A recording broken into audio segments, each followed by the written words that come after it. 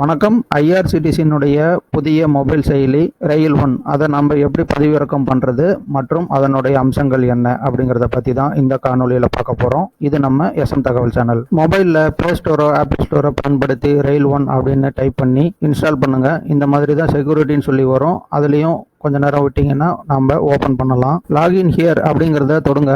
நம்ம கிட்ட ஏற்கனவே யூசர் ஐடி இருக்குன்னா யூசர் ஐடி அப்படிங்கிறதுல டைப் பண்ணி ப்ரொசீட் அப்படிங்கிறத தொடுங்க. புதுசாக பண்ணுறதா இருந்தால் சைன் அப் பண்ணுங்க. யூசர் நேமையும் பாஸ்வேர்டையும் நாம டைப் பண்ணிட்டு ப்ரொசீட் அப்படிங்கிறத தொடுங்க.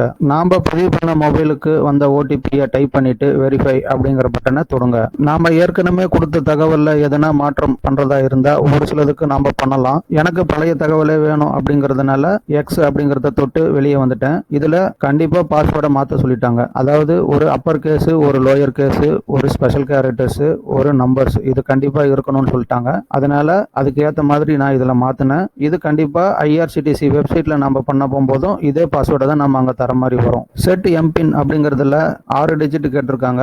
அதனால நமக்கு விருப்பமான 6 டிஜிட்டை நாம கொடுத்துட்டு அதையே மறுபடியும் டைப் பண்ணிட்டு செட் எம்பின் அப்படிங்கிறத தொடுங்க. ரெஜிஸ்ட்ரேஷன் டன் சக்சஸ்ஃபுல்லி அப்படின்னு மெசேஜ் வந்துடும். அதில் ஓகே அப்படிங்கிற பட்டனை தொடுங்க. நமக்கு தேவையா இருந்தா அந்த பயோமெட்ரிக்கை நாம செயல்படுத்தலாம். எனக்கு தேவையில்லை அப்படிங்கிறதுனால எம்பின்னை டைப் பண்ணியே நான் உள்ள போறேன். Allow Rail One to access the device location அப்படின்னு சொல்லி நமக்கு ஒரு மெசேஜ் வரும். அதுல வைல் யூசிங் த ஆப் அப்படிங்கிறத தொடுங்க.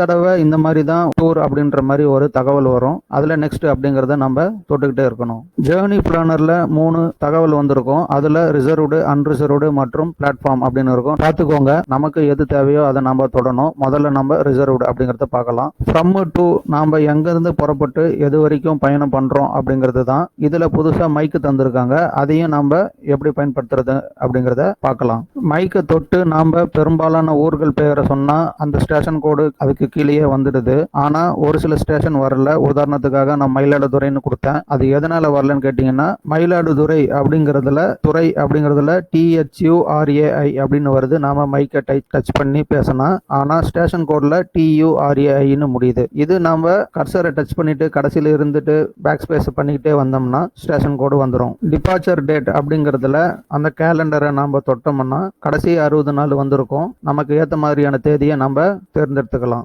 எப்பயுமே சாதாரணமா கோட்டா அப்படிங்கிறதுல ஜெனரல் அப்படின்னு தான் இருக்கும். நாம ஒருவேளை மற்றதை பயன்படுத்துறதா இருந்தா நாம கீழ்பக்கமா இருக்க அந்த ஏற மார்க்கை தொட்டு பயன்படுத்தலாம். அதர் ஆப்ஷன் அப்படிங்கிறதுல தொடர்ச்சியான பயணம், ரயில்வே ஊழியருக்கான சலுகை, மாற்றுத்திறனாளிகள், இது 3 இருக்கும். இதுல கூடுதல் தகவலா மாற்றுத்திறனாளிகளுக்கு நம்ம பதிவு பண்ணும்போது பிறந்த தேதியும் செல்லுபடி காலம், அதை வேலிடிட்டி டேட்டும் தந்திருப்பாங்க. அதை நம்ம தேதி, மாதம், வருடம் அந்த மாதிரி இல்லாம மாதம், தேதி, வருடம் அப்படிதான் தர முடியும். அதாவது மந்த், டேட்டு, இயர் இப்படிதான் நம்ம தர முடியும். மாத்தி தந்துடாதீங்க.